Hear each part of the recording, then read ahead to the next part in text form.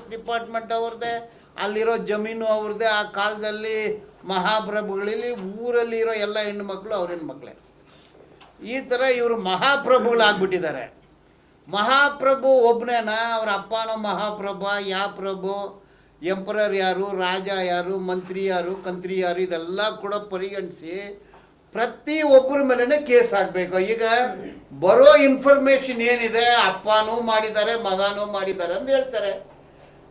ಈಗ ಯಾಕೆ ಅಪ್ಪನ್ನ ಮಾತ್ರ ಸೇವ್ ಮಾಡೋಕ್ಕೆ ಹೊರಟಿದೆ ಗೌರ್ಮೆಂಟು? ಇದನ್ನು ಕೂಡ ಪರಿಗಣಿಸ್ಬೇಕು. ಒಟ್ಟಾರೆ ಇದರಲ್ಲಿ ಸಫರ್ ಆಗಿರೋ ಹೆಣ್ಣು ಮಕ್ಕಳು, ಮಹಿಳೆಯರು, ನೊಂದ ಮಹಿಳೆಯರು ಎಲ್ಲ ಬ್ಯಾಕ್ವರ್ಡ್ ಕ್ಲಾಸು, ದಲಿತರೇ. ಇದರಲ್ಲಿ ಯಾರು ಫಾರ್ವರ್ಡ್ ಕಮಿಟಿನವರು ಇರೋಕ್ಕೆ ಸಾಧ್ಯ ಇಲ್ಲ.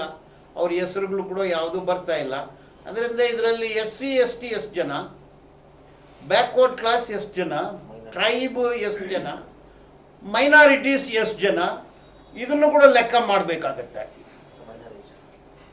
ಅದು ನೊಂದ ಬಾಲಕಿಯರು ಅವ್ರು ಎಷ್ಟು ಜನ ಅಂದರೆ ಪೋಕ್ಸೋ ಆ್ಯಕ್ಟಲ್ಲಿ ಎಷ್ಟು ಬರುತ್ತೆ, SC ST ಆ್ಯಕ್ಟಲ್ಲಿ ಎಷ್ಟು ಬರುತ್ತೆ, ಪೋಕ್ಸೋ ಬಂದ್ರೇನೋ SC ST ಬಂದ್ರೇನೋ ಯಾವುದು ಬಂದ್ರೇನೋ ಜೊತೆಯಲ್ಲಿ 376 ಬರಬೇಕಾಗತ್ತೆ. ಅಂದರೆ ಎಷ್ಟು ಮೊಕದ್ದಮೆ? 300.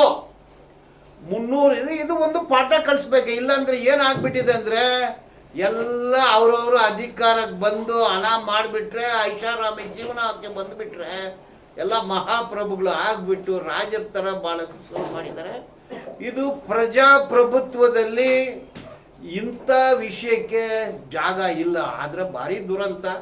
ಇದು ನಮ್ಮ ರಾಜ್ಯಕ್ಕೆ ಮಾತ್ರ ಕೆಟ್ಟ ಹೆಸರಲ್ಲ, ನಮ್ಮ ಊರಿಗೆ ಮಾತ್ರ ಕೆಟ್ಟ ಹೆಸರಲ್ಲ, ಇಡೀ ದೇಶಕ್ಕೆ ಕೆಟ್ಟ ಹೆಸರು. ಈ 21ನೇ ಶತಮಾನದಲ್ಲಿ ಈ ಥರ ರಾಜಕೀಯ ವ್ಯಕ್ತಿಗಳಿದ್ದಾರೆ, ಈ ಥರ MP ಗಳಿದ್ದಾರೆ, MLAಗಳು, ಮಂತ್ರಿಗಳಿದ್ದಾರೆ.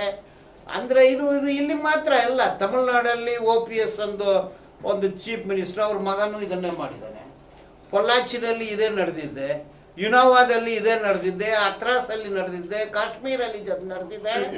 2002ನೇ ಇಸ್ವಿಯಲ್ಲಿ ಗುಜರಾತಲ್ಲಿ ಅಹಮದಾಬಾದಲ್ಲಿ ಸಾವಿರಾರು ಅಲ್ಪಸಂಖ್ಯಾತರು ಹೆಣ್ಣು ಮಕ್ಕಳಿಗೆ ಈ ವಿಚಾರಗಳು ನಡೆದಿದೆ. ಇದೇ ಉತ್ತರ ಪ್ರದೇಶ, ಮಧ್ಯಪ್ರದೇಶ ಎಲ್ಲ ಕಡೆ ಕೂಡ ನಡೀತಾ ಇದೆ. ಇಡೀ ದೇಶದಲ್ಲಿ ಕಳೆದ 10 ವರ್ಷದಿಂದ ಈ ಮಹಿಳೆಯರ ಮೇಲೆ ದೌರ್ಜನ್ಯ, ಅತ್ಯಾಚಾರ, ಹಿಂಸಾಚಾರ ಇದು ಜಾಸ್ತಿ ಆಗ್ಬಿಟ್ಟಿದೆ. ಕ್ರೈಮ್ ರೇಟ್ ಜಾಸ್ತಿ ಇನ್ಕ್ರೀಸ್ ಆಗ್ತಾ ಇದೆ. ಇದಕ್ಕೆ ಯಾರು ಕಾರಣ? ಸೆಂಟ್ರಲ್ ಗೌರ್ಮೆಂಟಾ, ಸ್ಟೇಟ್ ಗೌರ್ಮೆಂಟಾ? ಯಾವ ಸಿದ್ಧಾಂತ ಇದಕ್ಕೆ ಒಳಪಟ್ಟಿದೆ? ಇದು ರಾಜಕೀಯ ಕೂಡ, ಲೀಗಲ್ ಕೂಡ.